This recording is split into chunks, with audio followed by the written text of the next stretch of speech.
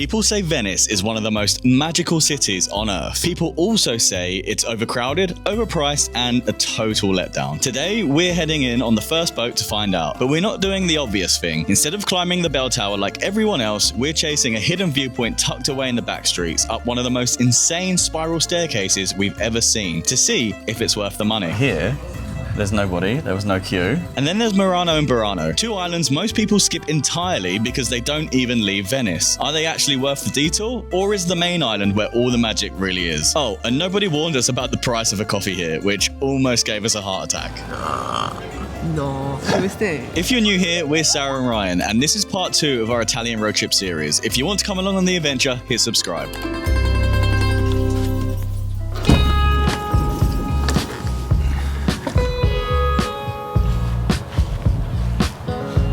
Good morning. I've got to be a little bit quiet because everyone at the campsite is still sleeping. It is 6:45 in the morning and you can't see it on this, but I'll get it with a phone.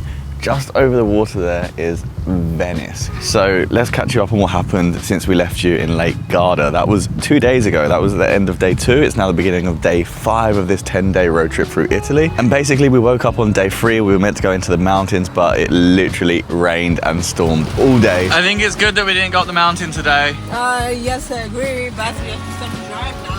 And then yesterday on day 4, we spent the day with Sarah's family in Grigno in northern Italy, and we went for pizza with them, we went for drinks with them, and it was really good because Sarah hasn't seen them in like over 4 years at the very least. So that was really cool as well. But now we are in Camping Fusina, which is a really great little campsite right next to the port where you can catch the boat into Venice. And that's what we're about to do very soon. So let's go see if Sarah's ready.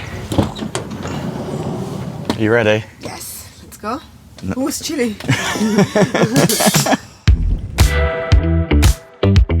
So theoretically, we should be able to buy the tickets to go to Venice at the reception of the camping. So we are going there right now. Mi piacere 2 biglietti andata e ritorno. Sì, certo, sono 30. Sì, ed è possibile prendere qualunque. Fantastico, la ringrazio, buona giornata. Ticket achieved, €30. Going back for 2 tickets.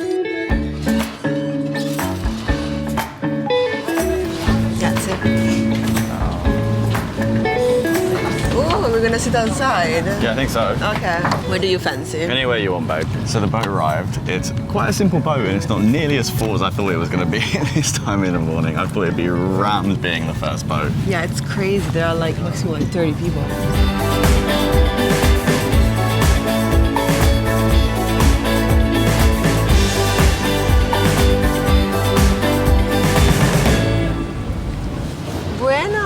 We landed finally in Venice. Welcome. I can't believe that after 32 years almost, I'm finally in Venice because this place is so romanticized in the UK. Like growing up, you hear about it all the time. And I'm excited to see if it lives up to those expectations. I'm also excited to see the prices. And right now we're walking on Ponte dell'Accademia, which is basically one of the first bridge that crossed the Gran Canale, which is the canal here that you can see. It's majestic, so beautiful. This is my first Venice canal. Wow, it's bigger than I thought it would be. And there aren't any gondolas. There are no gondolas yet, I think it's too early. I love that all the houses have such a unique architecture that feel so old and so classy at the same time. Like you. Thank you.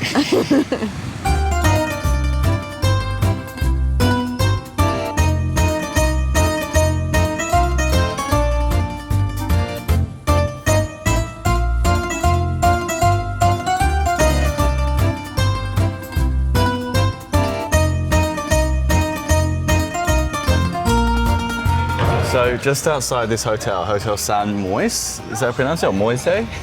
Is this little pier right here, which is a great photo spot. We just got some really cool photos and videos of Sarah there, and the gondolas are going past, which is so beautiful. These backstreet canals are just absolutely stunning. Something worth remembering though is that in Venice people move things around by boat, so you might end up trying to take a picture early in the morning, but they're moving things around, so you will have a lot of men with a big parcel on their head.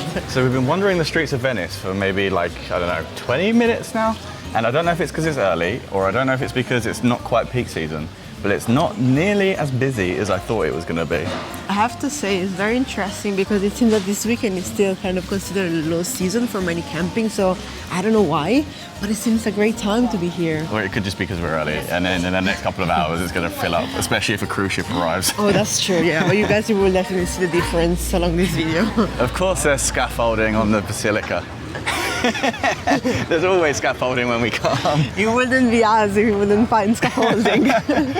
Oh guys, I just laid my eyes on Piazza San Marco for the first time. It's very cool. It's very quiet actually. Again, don't know if it's because it's early, but it's very cool. Which one's the Doge's Palace? The Doge Palace. Ooh, good question. It might be this one. You don't know? I don't know. I have to check that out. Piazza San Marco, or San Marco Plaza, is actually the pulsating heart of Venice, and is also known to be one of the most beautiful plaza in the whole world, and you can actually see why. It's full of crazy architecture around, and people that live here just like to come here and stroll around and people watch. It's such a masterpiece. So we're just coming through this first part of St. Mark's Plaza and we saw this big queue here, and I noticed that you can go up this big clock tower here, and they've just opened up, they're just letting people in. Do you want to go up the clock tower? No. I think Sarah has her heart set on a coffee. Yes, I think we should stop somewhere here. In the plaza? So I personally don't think I would like to have it in the plaza, but also I'm curious to see how much they charge for a coffee here. So I think we need to test that out. All right, you pick a place. Buongiorno, grazie mille. Oh, the menu comes in like a paper. It's only 20 euros for an Aperol Spritz. Breakfast? 60 euros. No, cappuccino 16 euro. That's insane. 16 euros for a cappuccino. Should we stay? I don't know. It's up to you. I'm not going to get anything. Check out the view we got. I think you're paying for the view here. Look at this. See, that's you guys there. And then we got all of this view of the plaza. So, it is a lovely spot. Baby, do you know a Coke Zero how much it is? 15 euros. 15 euros, probably for a little glass bottle of Coke Zero. That was a strategic exit from the cafe. I know he understands, but I also really don't like to sit down and then leave when I see the prices, but I mean, 16 euros for a cappuccino. We'll go find somewhere a little bit more affordable, maybe like 3 streets back.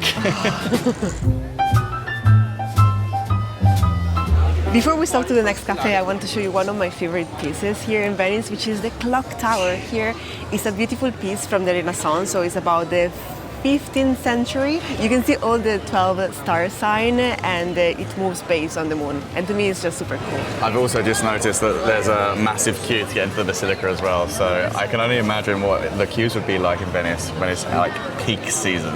Potrei provare a scocciarmi dentro. Thank you. What's it looking like? Way better. Like here in Aperol Spritz is 6, while there was like 26, so. I got a Coke Zero and a croissant here for about half the price of what one Coke Zero cost on the plaza. Isn't it crazy? We'll enjoy this and we'll get to exploring more. So we'll get back to Venice in a minute, but I just wanted to show you this. This is the TomTok T66 lightweight backpack, and TomTok have kindly sponsored this video. So this is actually the 28 litre version, and Sarah's been using it as a personal item recently, which has been great because it fits in all the budget airline box measurement things, and it fits under the seat in front of her so easily. One thing that's really cool about these bags is the super lightweight ripstop fabric, which keeps the weight of the bag down without sacrificing the durability. Sarah absolutely loves this design because it's a dual access bag, which means that you can open it like a clamshell, or you can flip it over and they have a second access that opens up 180 degrees. I got my laptop charger, my phone and watch charger, my toothbrush. It's got a sleeve that fits a 16-inch MacBook, 1 packing cube, 2 packing cubes, an extra pair of trainers, e-reader in the front of the bag. In this top pocket here, my passport, and it has 2 drinks holders on the side. And they also sent us the T66 backpack in size 40 litres as well, which I've actually left back home. If you're looking for a backpack that is perfect for airline travel, or really any travel, then TomTok have kindly offered our community 10% off. All you have to do is scan this QR code or enter the code Venice10 at checkout to redeem that 10%.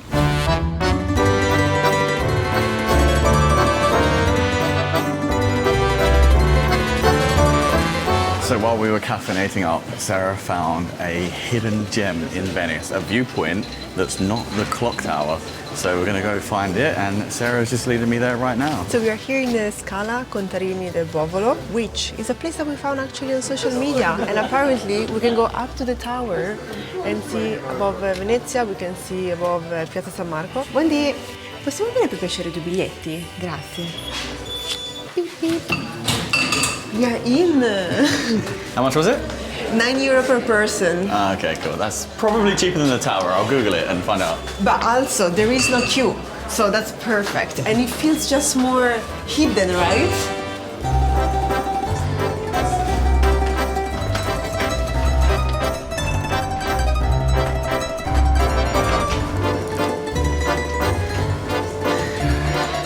Are you ready for the last bit? Yeah, let's go. Okay. I can see up your skirt. No. I'm joking. Baby, so cool. I can see all the rooftops. Look at that, that's crazy. And that's the tower we could have paid to go up. We're in this one instead. I think, you know, if you are inside that tower, you cannot see the tower, but from here we can actually see the tower. And the top of the Basilica over there as well, which is really cool. Yes. So I googled how much it is to go up that tower. How much is It's it? 15 euros. Okay. So it's not that much more expensive, but here, there's nobody, there was no queue, And there is a beautiful architecture. and you can see all of the view. Yeah, and you can actually see the tower in Piazza San Marco, so it's like, I think it's a better.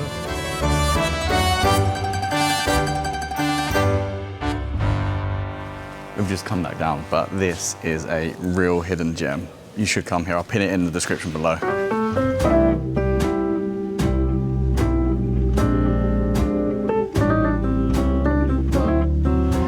We made it back to Piazza San Marco. We did, and it started to pop up with more people and tour groups, but still, it's not really busy. Do you want to grab a coffee?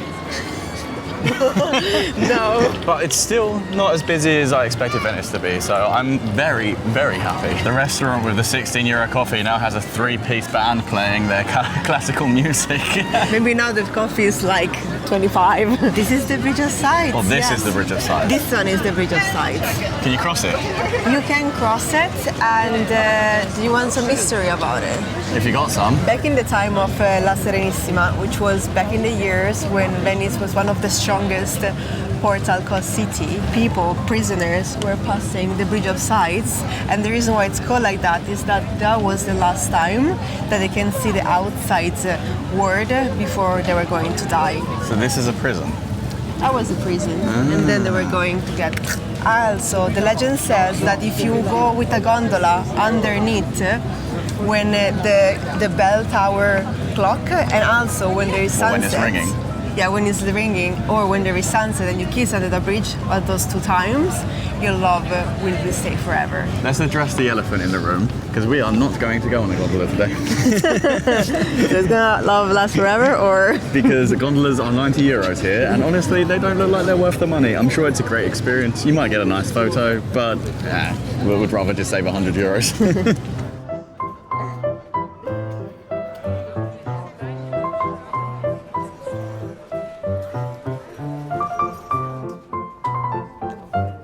So after a bit more wandering through the streets, we've come to the next thing to see today, which is a bookshop. It's called Libreria Acqua Alta, which means library high water. Okay, for the flooding. Yes. Something that's you when you put your finger into your nostril. I never do that. I don't know I what you're always talking do about. that. Baby, that's yours.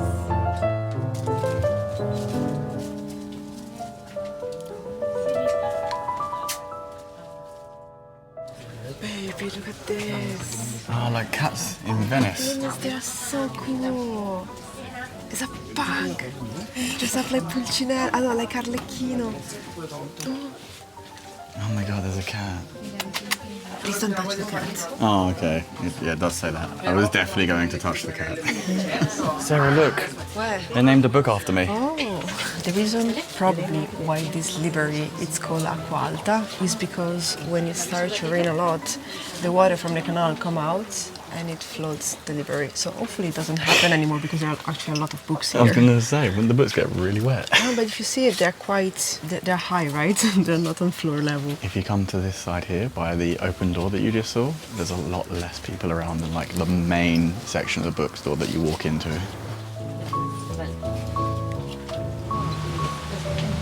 It's so tall. You're so cool. Ooh. That was full of people, but even though it was full of people, it was so quiet. It was really cool, but most of the books are in Italian, so unless you speak Italian, you're probably not going to buy much, but it's super cool to see like all the books on the gondola and everything like that. Very It's a nice. whole experience. It is a whole experience. I'd recommend it. Yeah.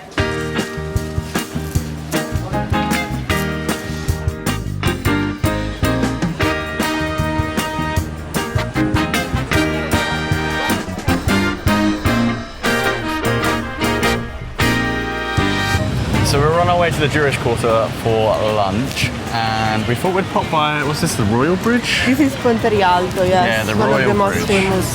Is it? Yeah, is that Rialto, not mean Royal in English? No. Which is one of the oldest and most iconic bridges in Venice. It's very busy. Yeah, actually it offers for 300-year pedestrian crossing around the city, which is incredible. So it's a very old bridge. It's one of the 3 remaining major bridges that we haven't seen that crosses the Grand Canal. So you can see how busy the waterway is here.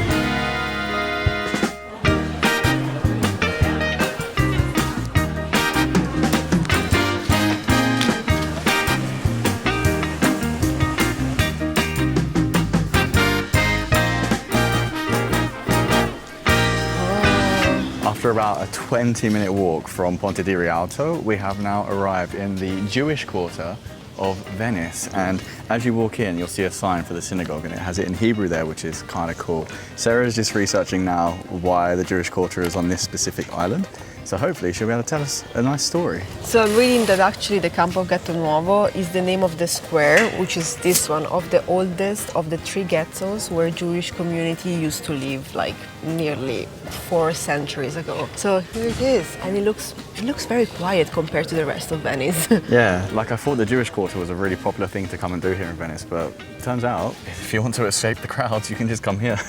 But anyway, we're gonna eat lunch here, and then after that we're gonna get out of Venice. Are we actually leaving Venice? Yeah, we're leaving. We're leaving Venice and we're going to 2 other islands along like the chain of islands here that most tourists will never go to, and we can't wait to show you.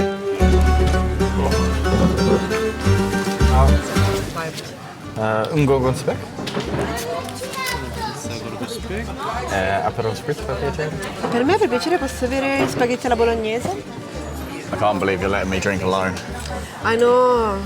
Sometimes you have to drink alone. That's so unlike you. Cheers. Cheers. So we ended up in this restaurant we found just outside the Jewish Quarter called Al Faro, or the Lighthouse, or by the Lighthouse. I don't know, something like that. Sarah can say.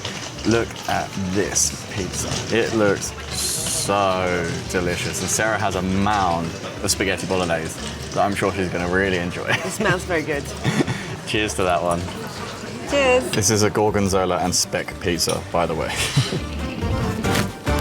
So we are now full of food, which is amazing, but we're about to head to island number 2 of the day, which is Murano.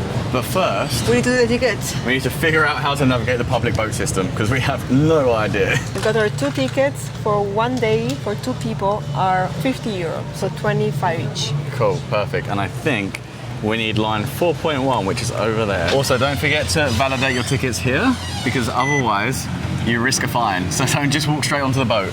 Remember this. So it looks like when our boat arrives eventually, I don't know how often they come, it's only 2 stops from Venice to Murano, so it should be super quick. How do we recognize our boat? I don't know. I hope they say 4.1 or 4.2.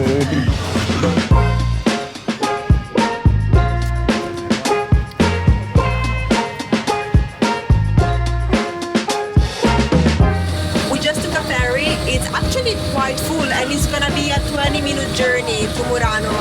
It's actually lovely. There are places to sit, or you can stay just here standing outside and watch the beautiful view. I'll take it.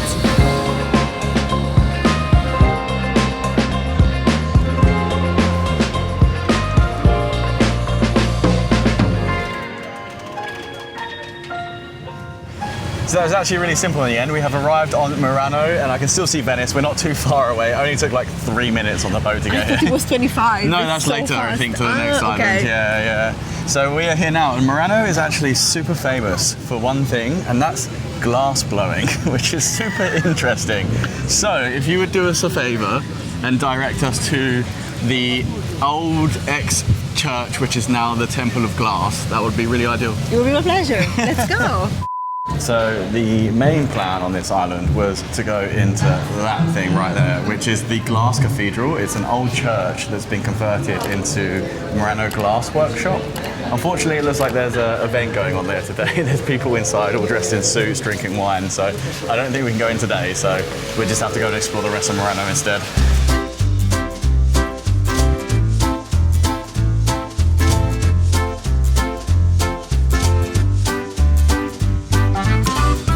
So, first impressions of Murano, I have to say, it looks similar to Venice.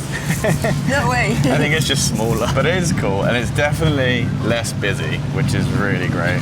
I agree. So this main canal is called the Fondante, is that right? See again? What? She's always concentrating. No, I was looking at the glasses here. What did you ask? And now we are walking down the Fondamenta dei Vetrai, or also Rio dei Vetrai. We are not sure which one is the correct name, but basically it's all this long river on this beautiful village. It's actually spread with so many different bridges, so many different shops, but most of them sell like glasses souvenir because this island is very much known about them, and the vibes are just so chill. I really like it. There are definitely a bunch of souvenirs that we can take here. They are so cute. They start from literally like €7 up to, I don't know, 25, 30. The only problem that we're thinking is that they are made of glass, so they must be being very taken care of while you travel around. Otherwise, yeah, you can just smash it in your luggage.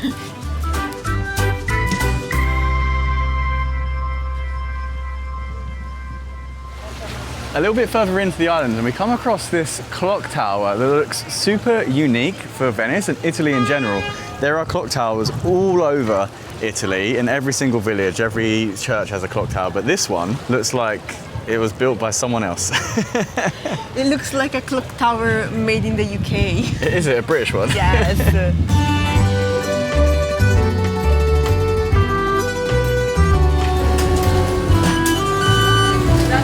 Grazie mille, altrettanto, ciao. I wanted to drown my sorrows because I was annoyed that the Glass Cathedral was closed.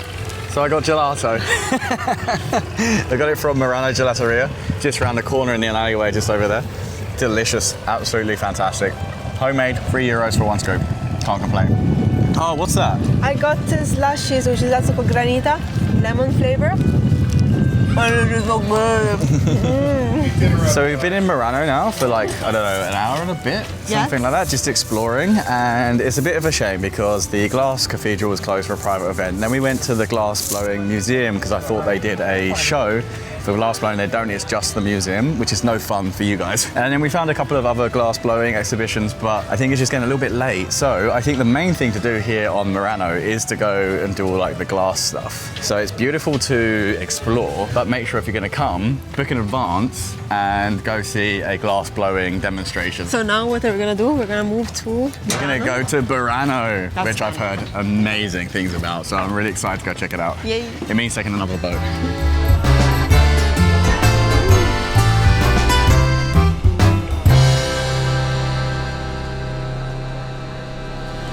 And just like that, we made it to Burano, which is our second of the other two islands since Venice. And while Murano is popular for things like, well, specifically for glass blowing, Burano is popular for two things, and that is lace making and very colourful houses, which we got a taste of as soon as we walked off the boat. So I'm really excited to explore this island. I actually didn't know about the shoes lacing. Not shoes laces, like the material lace. They're that really expensive material that clothes are made out of. I didn't know that. Anyway, we're gonna spend maybe like just 1 hour here because it's already 5 o'clock and we have like a 2-hour journey to get back to the campsite from here. So we're gonna have a good explore and just see what we can find. Absolutely. Look at all the lace products. Wow. I've never seen so much lace in one place. Oh, that rhymed. This is true.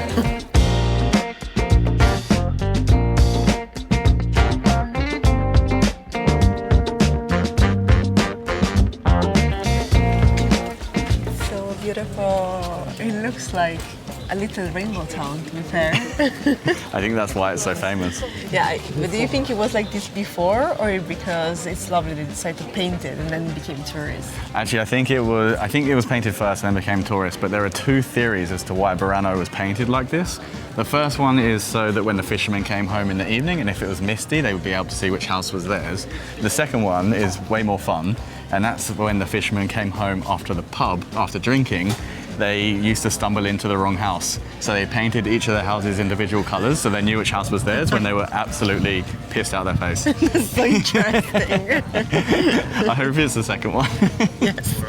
What's really cool is that even though there's definitely a good amount of tourists here, I would probably say the majority of people that visit Venice will never come to Burano.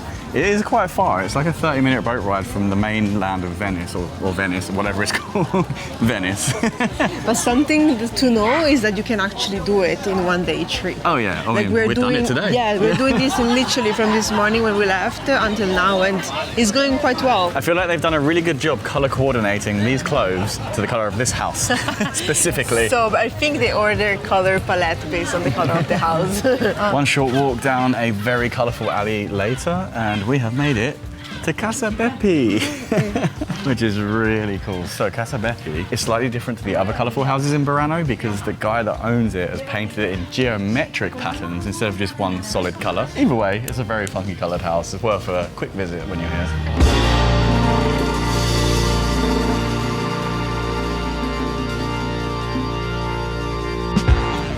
So once again, our plan was thwarted a little bit.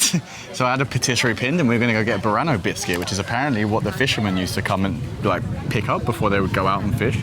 Unfortunately, it was closed. They must have ran out of biscuits today. Probably, yeah. It was supposed to be open for another 20 minutes, but hey, we've come to see Tre Ponti instead, which is a super famous bridge here on Burano. What is cool though from Tre Ponti is you do have a view all the way down the canal, that way, back out to the ocean that way and to the plaza that way. So at least you can get a good view. Remember, it's not an ocean, it's a laguna.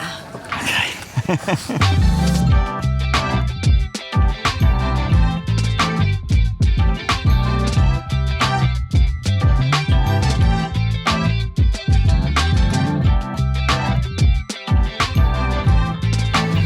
And just like that, we are back in Venice. So the plan was actually to eat dinner in Burano, but here's a pro tip for you. Everything Burano closes at 6 p.m. It's crazy. So we rushed, we got the boat back. We found a restaurant literally just near the port, which was very nice. We had spaghetti bolognese and an Aperol spritz, and the bruschetta had been out all day, so I wouldn't recommend that in the evening, but it would have tasted good at 11 o'clock this morning. You know, I came to Venice with really high expectations and I was ready for them to get let down, and actually, I think it met it. I really like Venice. I think it's a beautiful city. I've already been here a few times, but the last time I was 13, so it's like a memories of a child. Being back now, I realize how beautiful it is and how worth it is to come here and see it. I think even though it's expensive in places, it's still really affordable in other places. Don't have a coffee on the plaza. You learn that with Plaza. too. But just go and you'll find a cheap coffee somewhere else. And it's not been too busy. I can imagine it being a little bit more busy in the future. But even that, I'd call this day a 10 out of 10. Absolutely, yes. And I'd really recommend this itinerary. And tomorrow, we're going to be exploring Florence, and we have a really big day planned with such fun things to do. So if you want to see that, subscribe, and we'll see you tomorrow. Bye, guys.